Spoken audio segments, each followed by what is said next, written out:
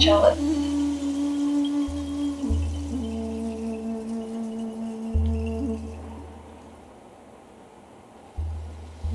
I seek truth.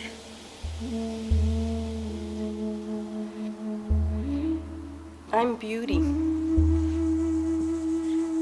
I was a maiden. I met the beast.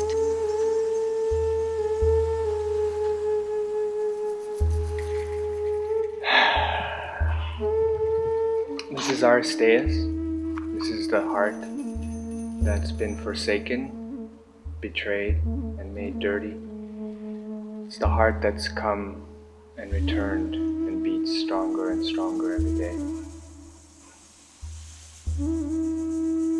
I am the beautiful bird from the juniper tree.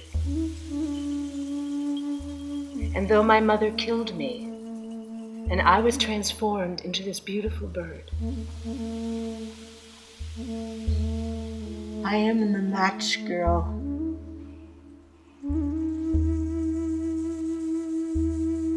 I have died. It was so cold on earth, but now I'm warm.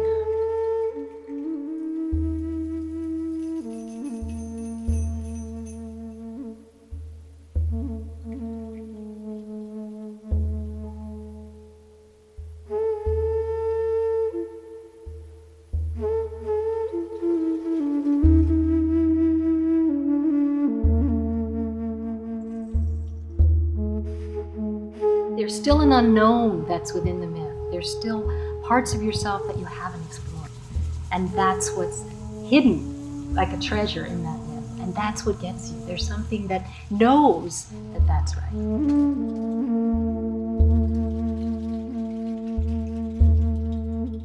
The process of finding the myth, that sometimes that in itself is a struggle.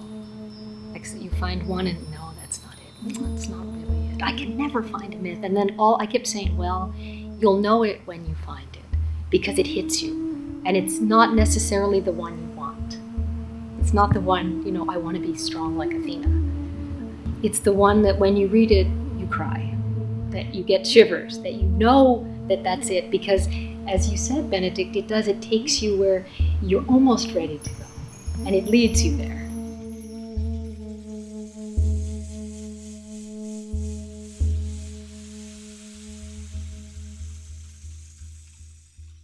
What we'll do is just go around, say your name, and do a movement, and then we'll all repeat the movement and say the name.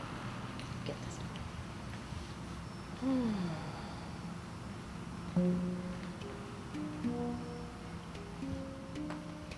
Benedict.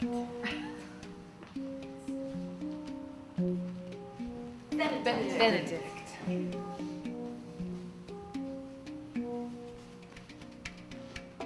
Sonia.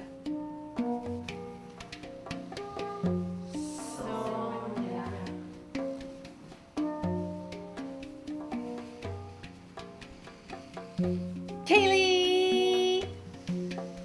Kaylee!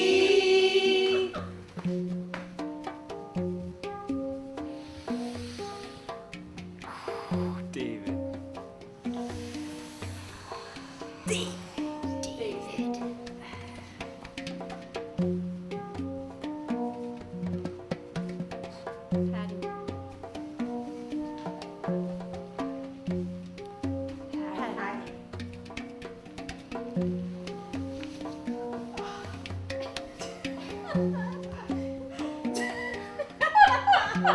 Gail. We worked so hard. Gail.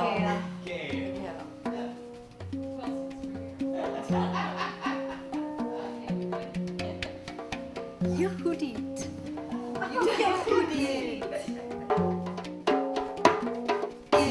Just let your body stretch, relax,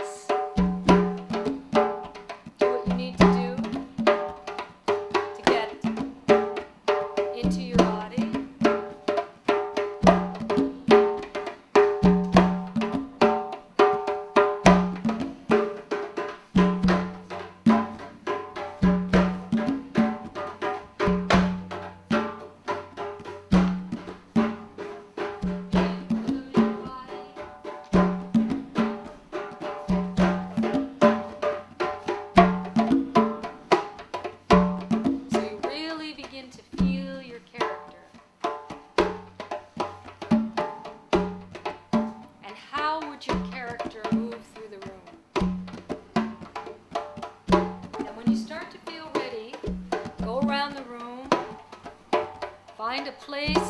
feels right, and begin to build an environment for your character, where your character lives, using materials that are around the room.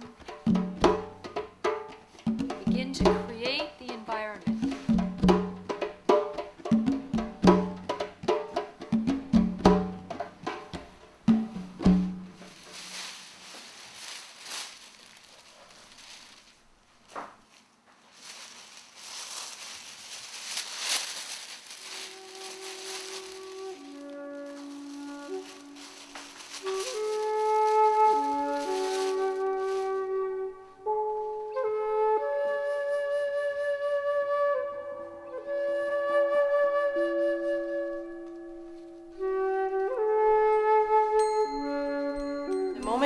You create your space, put on the costume, and enter in a complete different reality.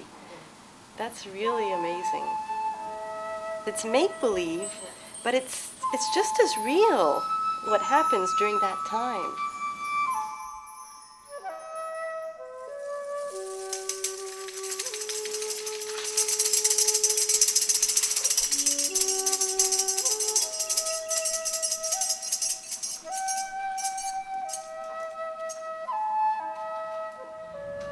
I realized maybe it was more like a first, like in the Catholic faith, you have First Communion, and so that's a first meeting, a first communion, and the wedding is to come.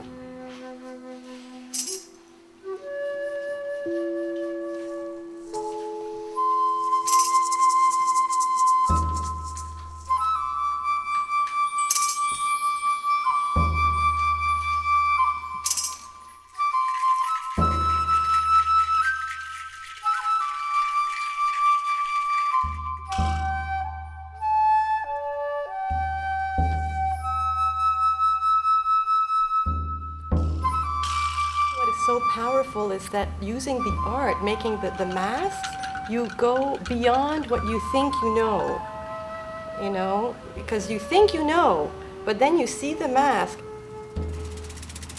I'm kind of at a difficult time in the story. There's something coming after this difficult time.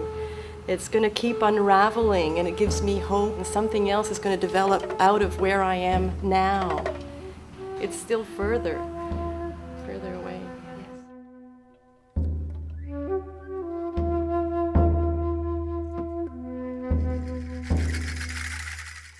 Working in the myth, you said it was like it's make-believe, but something about it that feels so ancient. It's like sometimes I'm in it and I don't know what's going to happen next, or I'm frightened, and I think to myself, people wrote this thousands of years ago and played this myth over and over again, and it didn't just come from outer space. There has some key or some pattern or some symbol that people found relevant for thousands and thousands of years. They cried about, they got impassioned about. It spoke to them, and now it's speaking to me.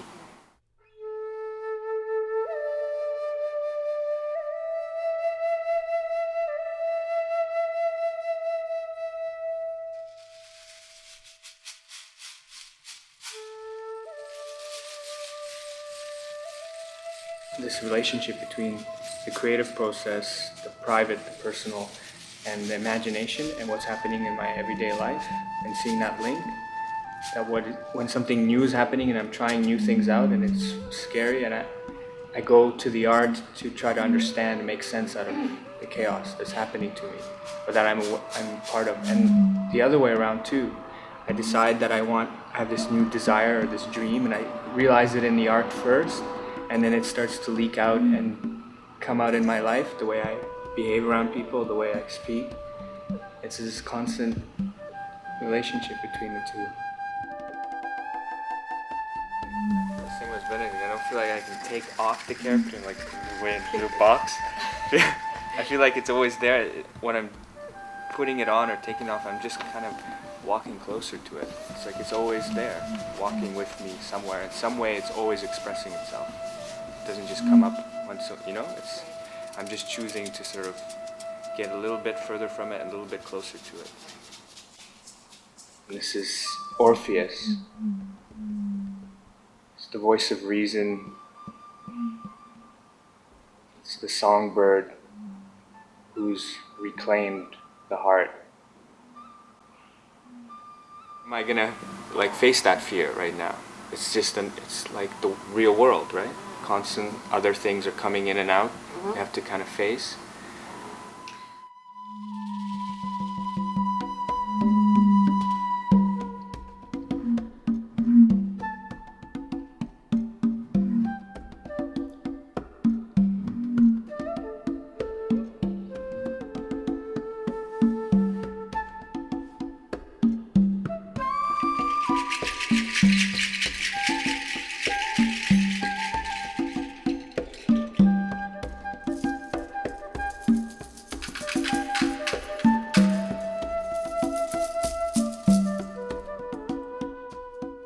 Value saying coming here and setting up the space and saying come here, now we can play, and like I can go really close, yeah, and I can really feel it and be in it for this certain time, for this certain space that we have together.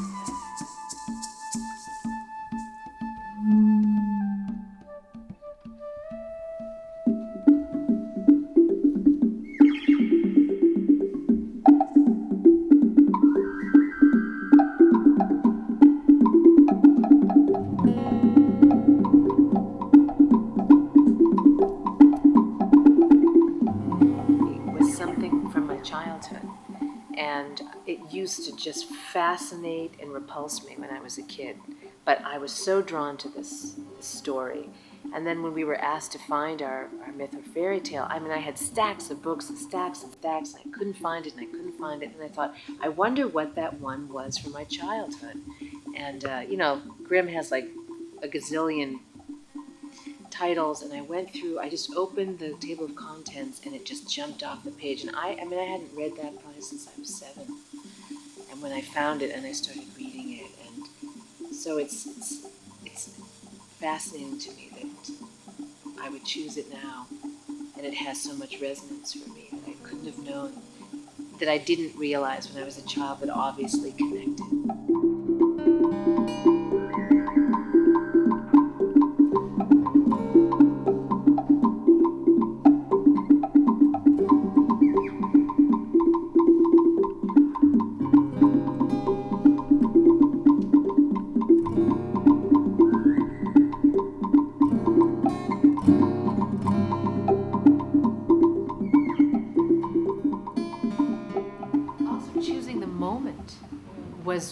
I wanted a different moment. The moment I chose was not the moment I wanted. I wanted the moment when the bird transforms back into the, no, that was not the moment for me. And I had to be honest about where I was in my life and what moment I was going to choose.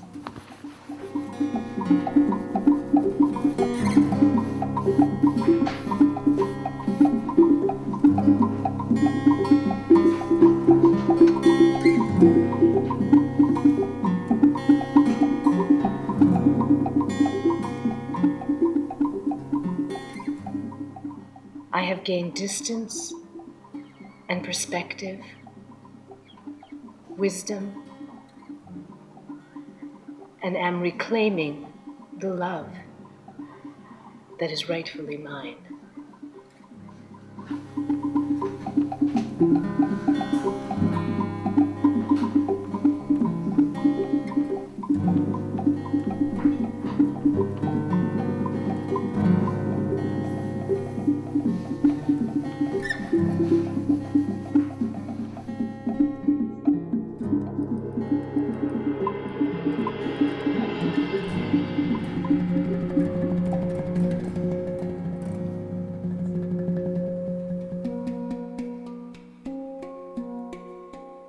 My myth, which was the chalice, and the chalice embodies wisdom, and so I thought I could put that aside and just go along with myself, and I did in a way, and I felt the myth being in me, but I'm not really conscious of it.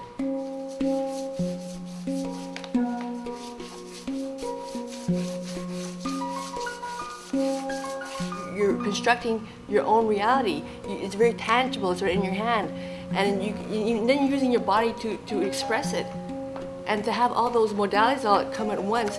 That's what the creative process is about too. It's about taking all the resources to help to understand yourself.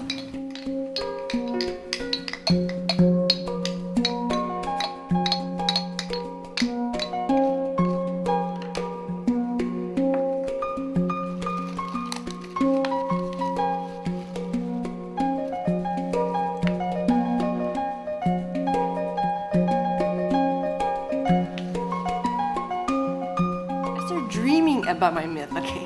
I started dreaming about going to different dimensions that, I wouldn't do that in my physical life. So I really embodied my symbol, and I visited in my unconscious. And that's where I feel you really grasp what the creative process is about. Really, and so the method got into me.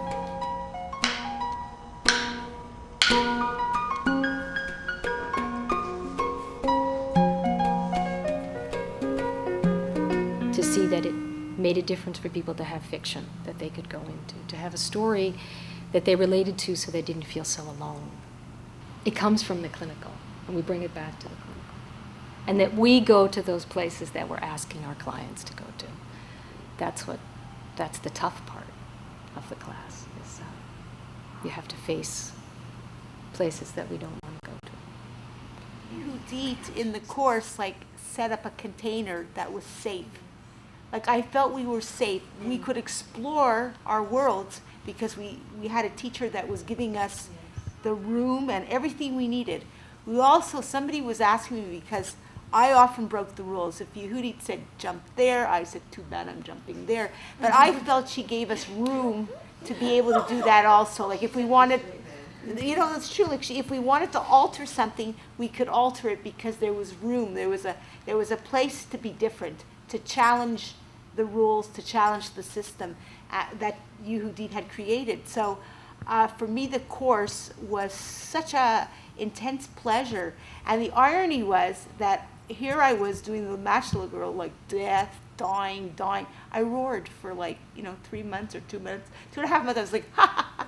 And then I was like, okay, she's dying, but but I had so much fun, right? So it was there was a duality there, total opposites, right? So very strange.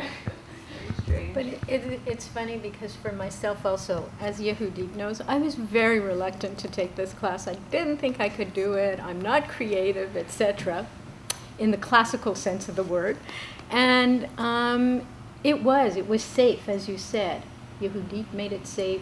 The distance that was given to us by working through outside of ourselves, that is what made me able to go where I did go. It was instantaneous when I got to that point.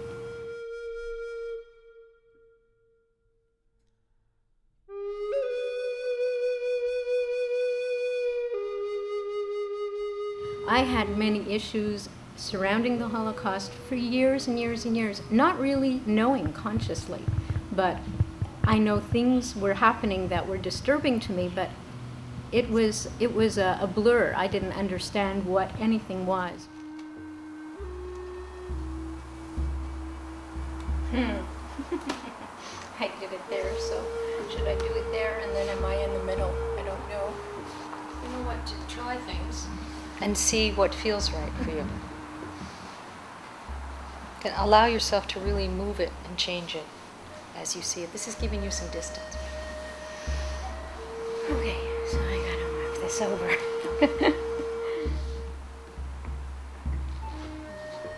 I needed black. I needed it simple. Because everything is inside the box. And it's the box that represents the whole story, the contents of the box. So I wanted it really, really simple. For me, it's just the right color and the right feeling. And I needed to elevate the box. I needed it lifted up a bit. Why is that? Why is it important? Because it needs to be in a position ready to be opened. And that's what I needed to do. And it needs to be put on a pedestal.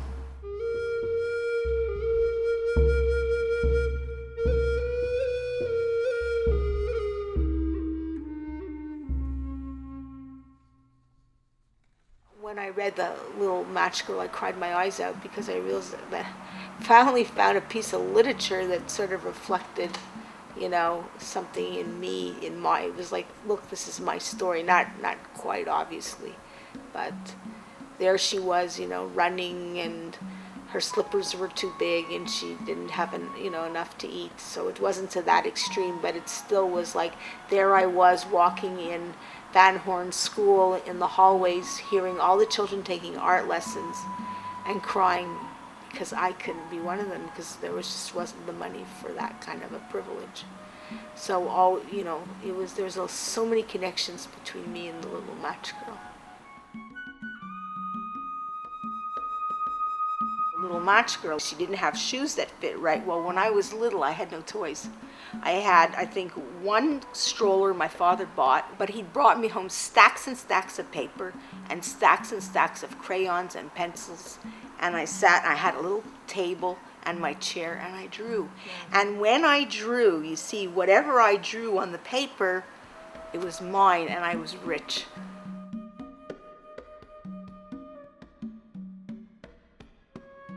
Whatever I drew, I created the world, and I was that world.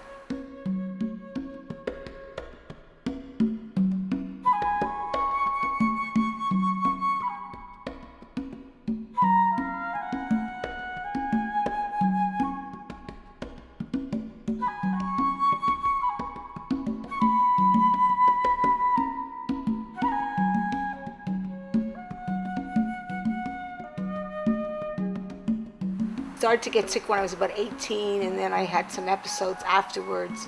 But basically, eventually I was diagnosed as bipolar. And whenever, especially my illness escalates, then from this dark and very frightening place, this artwork comes. And all of this artwork is representative of that place, because I become very frightened and I will begin to draw, and these are the faces and the forms that come out. And it's more coming from a place in my heart where it is a bit harder, a bit tough. But it was interesting because before I took your course for 10 years, I didn't draw at all.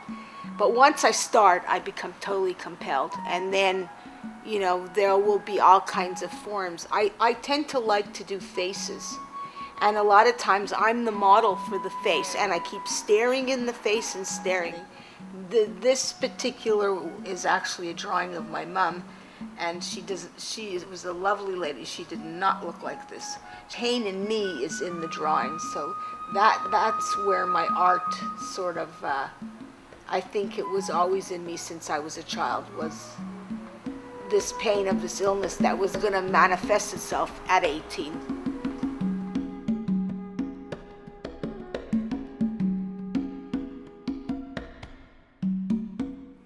Match Girl died, but after 10 years of not being able to pick up a pencil to do any art whatsoever, I started to do art again.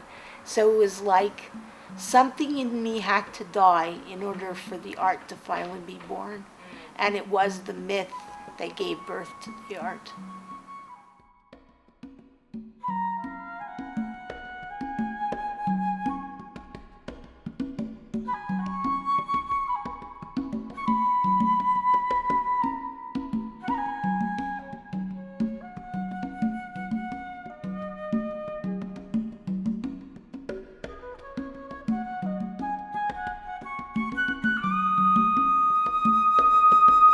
Saw the death of the Little Match Girl. Yeah. And I looked at all the art and I thought, wow, that's like, it's still a part of me. It will live on. It doesn't die really, but it doesn't have to take over my life. That's the thing. Maybe do a response to Gail. The Match Girl. On the count of 3, we'll all do a movement response and just hold it so they can see it.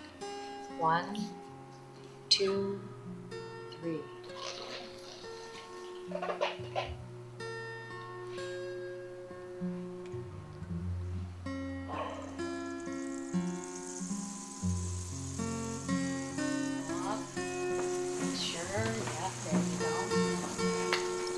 Yes. Off here. Alive. Alive.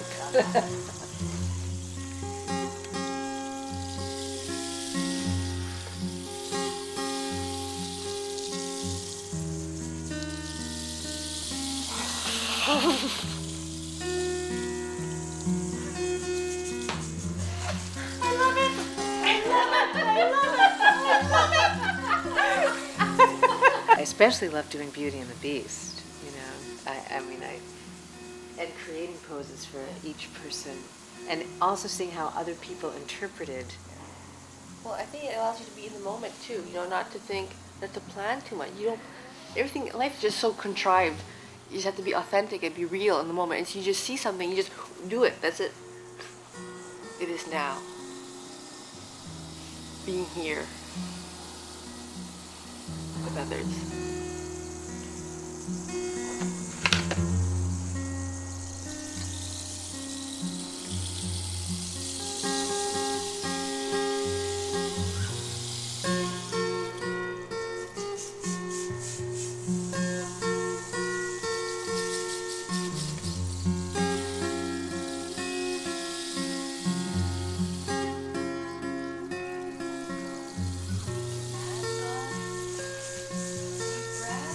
Shake it off. Step out of it.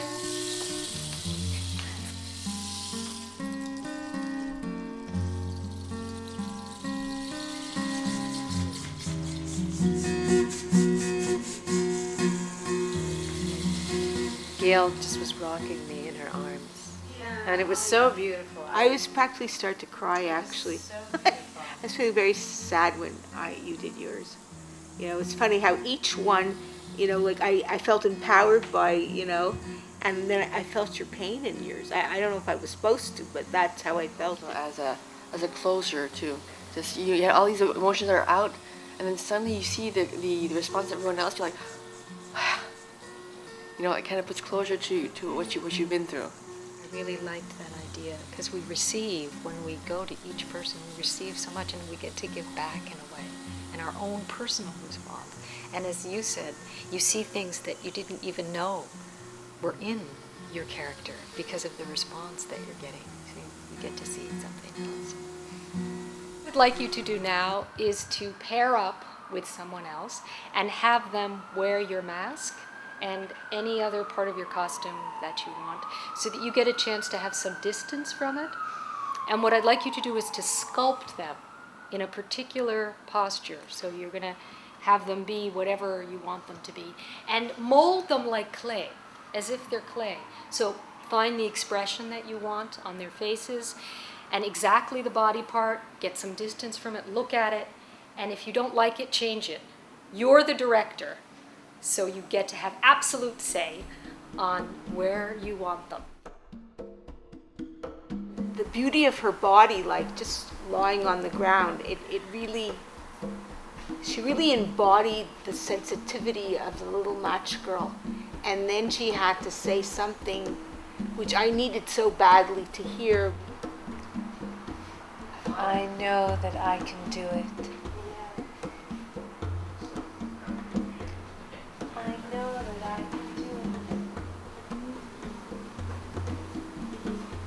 It's very sad seeing you, Ashley King, and yet your face shows the change that's going to take place. Make it really tense, kind of, or yeah, kind of not stiff but tense, and then to become kind of mushy.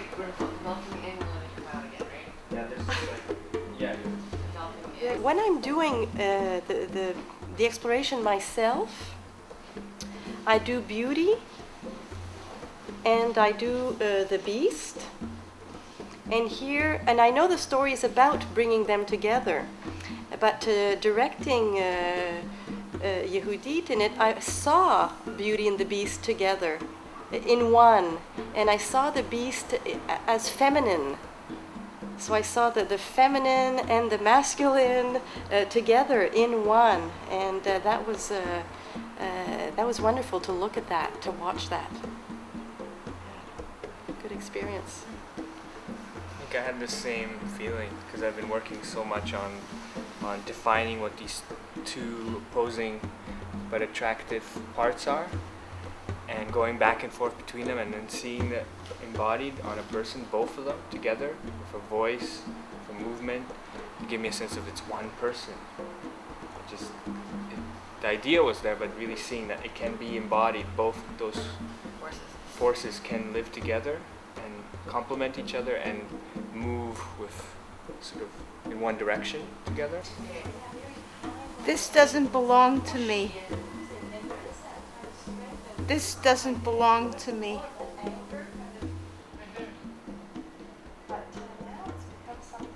This doesn't belong to me. Speaks to me, and those movements that you were doing, receiving and This doesn't belong to me. transforming. And now try Giving out mark here. I don't know if it was touching your. this is yours. This is yours. Wearing glasses, but no, you don't wear glasses. It was never mine. It doesn't rub on you. This was you must be sitting. This was never mine.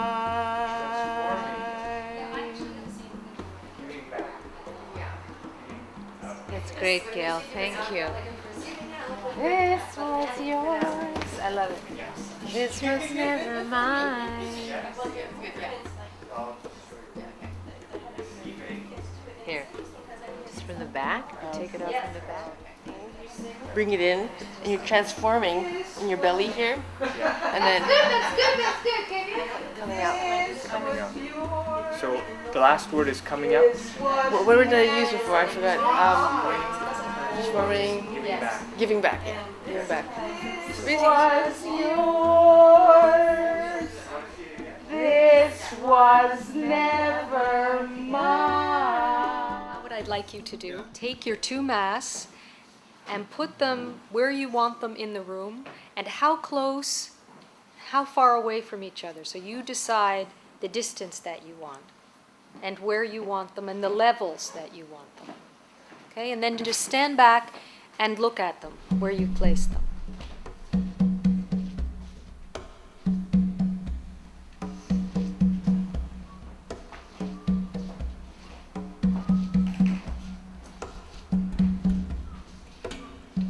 And then you're going to position them how you feel that relationship is. And you're going to sculpt them. So if you want different levels, be clear on how close and how far apart you want them. Okay? Is that clear? Yeah. No, it's just Sonia, it goes like, Yeah, you look so beautiful. it's like you're synthesized with the mask, with your Yeah. face.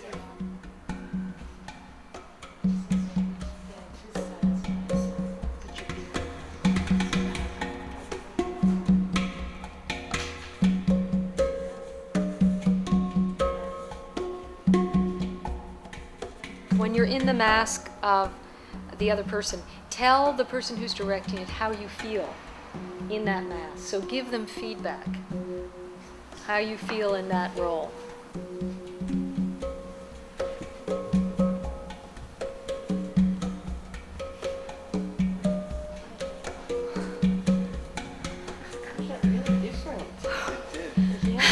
I felt the fear, the trepidation, but then I felt like I took a couple of risks, and then I felt, whoa, did I go that far? And then I got such a response of like the turn to silence that it felt really, there was this big surprise from this character, and then this fascination of it. I felt like, what does he want from me? And it was, the beast was scared. Because the beast felt like, no, nobody comes close to me. I'm tough. I keep people away by like, but then it got really interesting. There was sort of this vulnerability and tentativeness that I felt, and finding a way that we could relate that I felt think safe. of my relationship, and I've been reclaiming my projections for me before. You know, he was beastly, and now I saw myself as the beast. And I saw how beastly I could be, and it was really interesting to see that reversal. and being able to own my beastliness and see the beast vulnerable. Now. Oh, I have a dream. It's so want it beautiful. Look now. at my dream. Now. I have Now. a dream. I want it now. I have a dream. I have a dream. No. I have a I dream. want it now. I have I a want it dream. now. I have a dream. I have a dream. Now. I have a dream. I want it now. I have a dream. I have a dream. Now. I have a Now. dream. Now. I have a dream. I want it. That was great. It's there. That's it. So, do something. Figure it out. It's like, come on, guys. The first time I really still identified with Aristeas. I've been really identifying with the shadow of my myth character, and I've been constantly frustrated with Orpheus. He's such an idiot, and like just want to hit him, and just like it frustrates me. And the second time you guys played it, when you switched, I kind of saw with more equality both characters and their strengths and their kind of weaknesses and how they needed each other. And I felt this more of a sense of appreciation for both of them. It's like, aha, okay, they really do need each other. You can't just have one or the other. They both are really important. And not one of them can really be in charge. They both have to be kind of on equal level working together, otherwise I get really frustrated or lost. So it was seeing all of that, it just became like really clear, like it was hitting me in the head, all those sort of insights, because I saw you guys play it. Everything became so simple again. I think it's important to be able to see it twice. To have people switch, to see different people, as you were talking about, Kaylee, in different masks, because they look different, we embody them different, and you get a chance to see the relationship, and something else can happen the second time.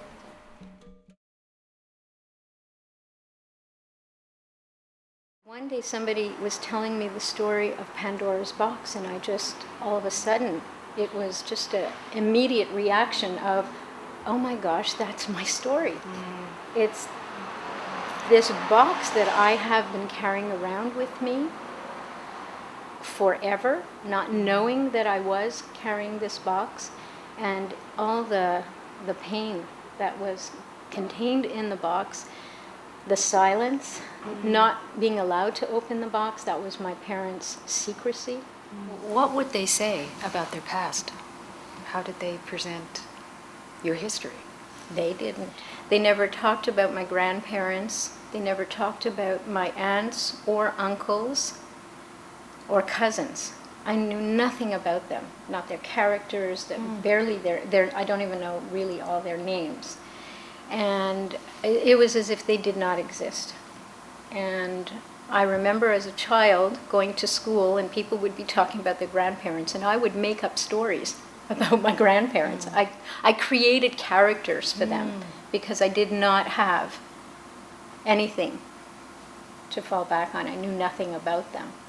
I have a lot of sadness, a lot of deep regret of not knowing my grandparents and not knowing family members, not knowing what they look like. But it sounds like you weren't even allowed to mourn that in your No, childhood no. because it wasn't talked about. Right. That's right. Did you know about the Holocaust? You knew it existed? Not when I was growing up. It was just later on. I can't even remember the first moment when I did find out about it.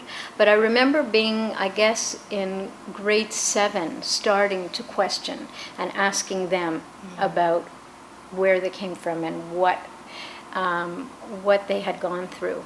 They were in hiding and hiding and hiding in different places, but they managed to survive and not get caught. The hiding worked, Yes, though. yes. It helped them survive. Yeah, so yeah. And in in the a same way- way, it continued. It Yes. was their only way of surviving, Right, yeah, by continuing to hide. right. Yeah. But they lost a lot of their family. 3/4 of the family died, was executed, was murdered in the concentration camps. Yeah.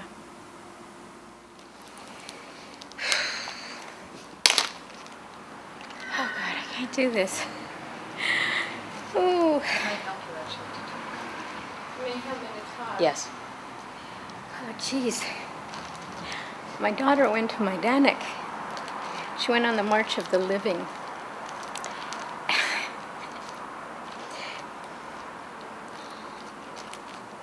And she said that there's this huge mound of human ash at Majdanek. So just opening this is not human ash, but it's just like, this is taking me there, even though I wasn't there.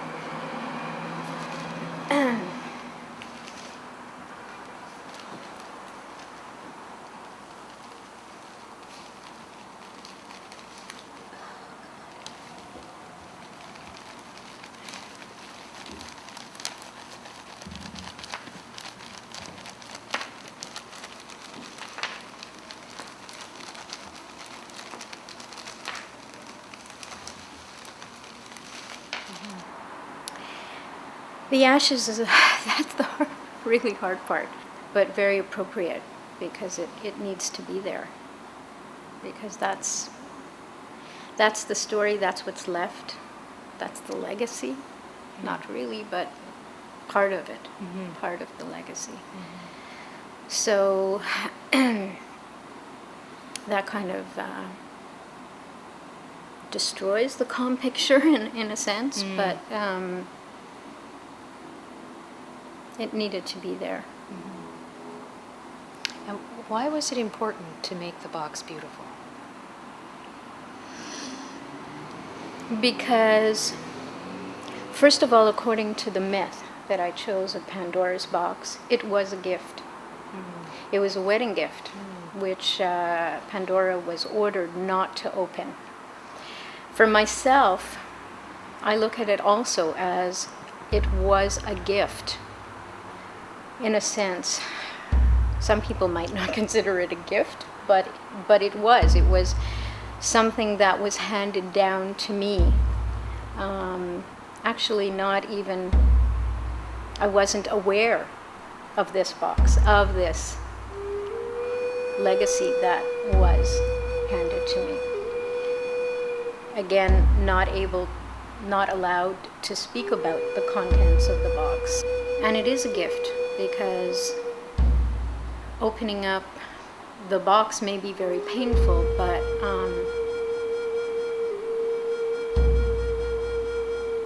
the contents are a present in the sense that they tell me who I am. And my sense of self or my identity was actually a big blur.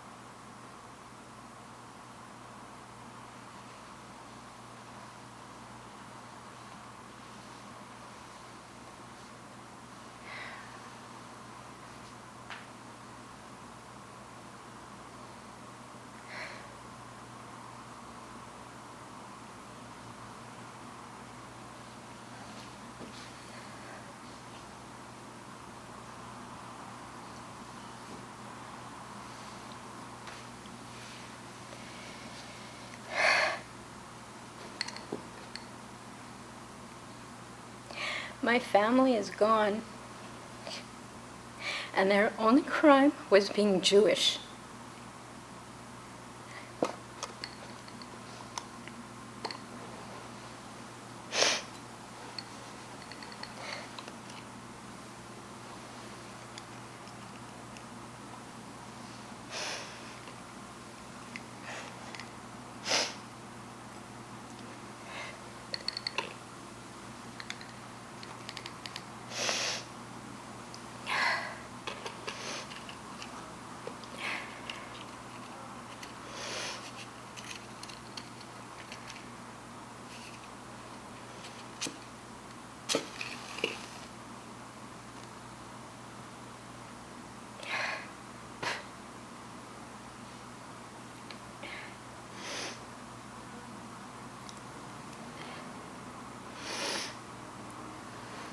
This is for my grandparents.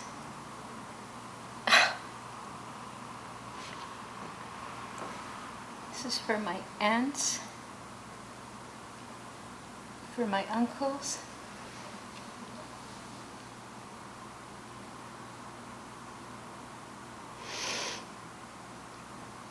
and for my baby cousins.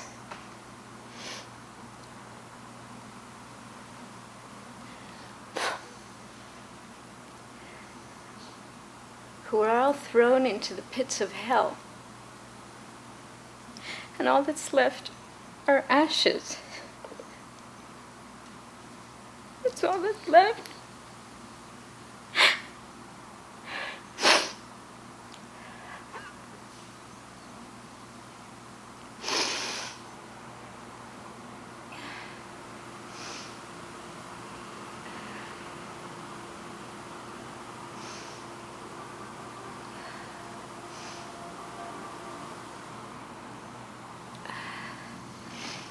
So much pain, fear, anger. I've been robbed of my family. And only because they were Jewish. This is my father's star. My father was given this in Brussels. And he was supposed to wear this on his sleeve. He wore it once and he said, he took it off, he said he would never wear it again. And he kept it. And after I got married, he gave it to me. He didn't say anything, he just handed it to me.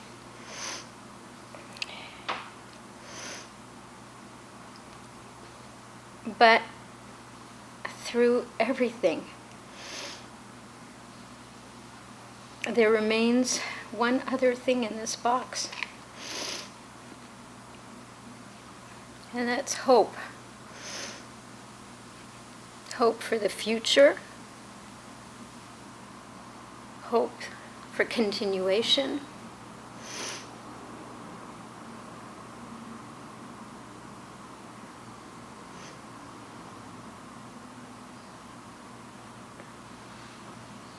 Hope for life. Life to continue. We are a tightly woven cloth, and that cloth got ripped to shreds, but we're slowly reweaving it. And this is where we continue to be strong.